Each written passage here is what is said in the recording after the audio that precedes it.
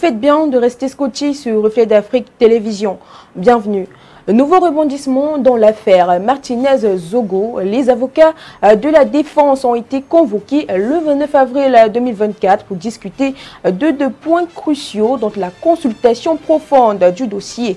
Le tribunal militaire de Yaoundé a en effet opté pour la consultation du dossier plutôt que sa communication individuelle. Ainsi, les avocats auront l'occasion de mieux s'organiser en vue de la prochaine audience prévue pour le 6 mai 2024. Une autre question abordée lors de cette réunion était celle relative à la conduite du procès et le délai. Avec de nombreux témoins, il est estimé que le jugement de cette affaire prendra plus d'un an selon plusieurs observateurs. Toujours au Cameroun, le ministre des Travaux publics, Emmanuel Nganou Djoumessi, a procédé le 29 avril dernier à la cérémonie d'ouverture des journées portes ouvertes consacrées au métier du bâtiment et des travaux publics à l'esplanade de la délégation régionale des travaux publics du centre. La 138e édition de la Fête internationale du travail a permis au ministère des Travaux publics, en abrégé MINTEP, de donner à voir à travers des journées portes ouvertes organisées dans le but d'informer et de sensibiliser les jeunes scolarisés ou non sur les métiers subalternes du BTP d'une part et de mettre en évidence les centres spécialisés de formation au métier des travaux publics désormais présents dans toutes les régions du Cameroun. Entreprises de BTP, bureaux d'études, institutions, structures du ministère des Travaux publics, institutions de formation placées sous sa tutelle se sont montrées disponibles à accompagner les visiteurs et usagers des jeunes pour l'ensemble dans leur choix et orientation professionnelle en rapport avec les métiers des travaux publics. Ce sont ainsi plusieurs acteurs du sous-secteur infrastructure routière qui sont venus présenter leur savoir-faire et leur raison d'être au public venu nombreux découvrir les métiers qui découlent du BTP, de même que les opportunités de carrière offertes aux jeunes dans ce secteur. Au Gabon, le dialogue national inclusif s'est achevé le 29 avril dernier et les recommandations issues de ces assises ont été entre autres la suspension des partis politiques, le maintien de la durée de la transition à 2 ans avec un an de sursis en cas de force majeure. Concernant les réformes économiques, les participants ont demandé une redéfinition de la politique industrielle du pays en mettant l'accent sur les secteurs miniers et forestiers ainsi que la valorisation des productions locales. Ils ont également préconisé de donner la priorité aux petites et moyennes entreprises nationales et de nationaliser la sous-traitance. Aussi, les dialogueurs ont proposé une politique volontariste de formation professionnelle, l'autonomisation des budgets des universités et l'amélioration des infrastructures de santé. En ce qui concerne la Constitution, le calendrier post-dialogue national prévoit la mise en place d'une assemblée constituante chargée de rédiger la future constitution de la République gabonaise. Cette constitution sera soumise à un référendum au peuple gabonais en juin 2024.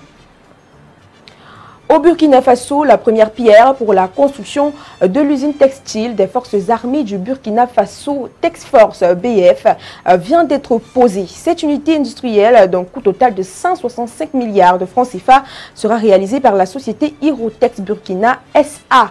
Les installations de cette usine seront équipées pour permettre la transformation annuelle de 20 000 tonnes de fibres de coton, qu'elles soient conventionnelles ou biologiques. La spécificité de cette usine située à Logofosso, à la sortie de Bobo-Dioulasso, sur la route d'Orodara, est la confection des effets d'habillement des forces de défense et de sécurité ainsi que des volontaires pour la défense de la patrie. Le président de la transition chef de l'État, le capitaine Ibrahim Traoré, a souligné que cette initiative s'inscrit dans un processus d'industrialisation visant à transformer tout ce que le pays produit. En transformant le coton burkinabé sur place, le Burkina Faso pourra habiller en priorité ses forces de défense et de sécurité ainsi que les forces de sécurité en Afrique qui souhaitent s'approvisionner sur son territoire.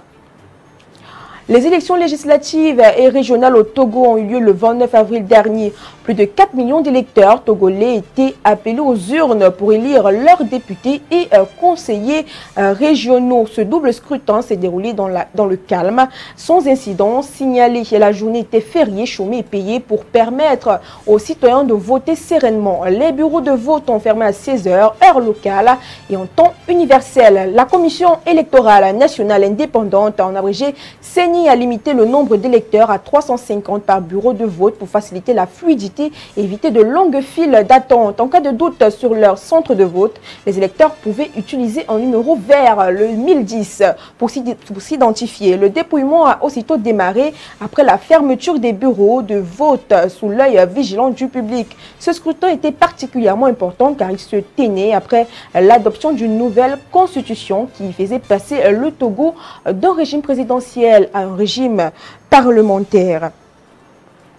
Nigeria, le paludisme menace certains quartiers de la ville de Lagos. L'un de ces quartiers est Makoko, situé au bord de la mer. Dans ce quartier informel, des maisons surpilotis sont construites au-dessus d'une eau trouble et polluée. Les conditions insalubres associées à des mares d'eau souillées et des déchets offrent un environnement idéal pour la reproduction des moustiques vecteurs du paludisme. Heureusement, une organisation non gouvernementale locale appelée Jacquine vient en aide aux habitants des quartiers défavorisés. D'ailleurs, selon Adebiyi Olubukala, la fondatrice de cette ONG, la lutte contre le paludisme doit aller de pair avec l'amélioration des conditions de vie dans ces communautés à faible revenu. Notons que l'Afrique est la plus touchée avec 94% des cas de paludisme recensés sur le continent.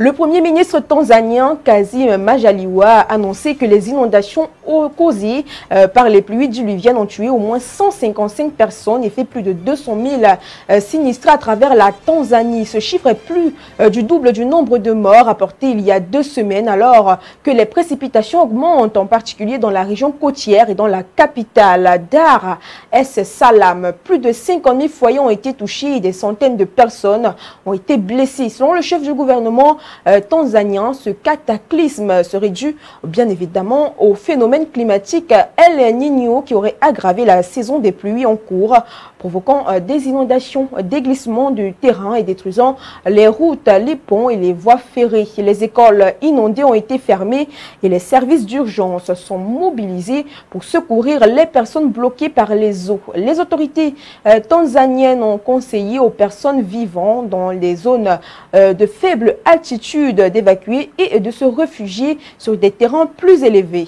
Le Premier ministre a exhorté les responsables du district à acheminer rapidement des vivres aux sinistrés. Plusieurs pays d'Afrique de l'Est, dont le Kenya et le Burundi, sont également frappés ces dernières semaines par des précipitations supérieures à la normale.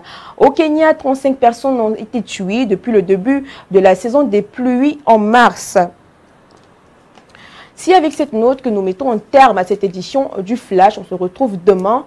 Et en attendant, restez scotchés pour la suite de vos programmes sur Reflet d'Afrique Télévision.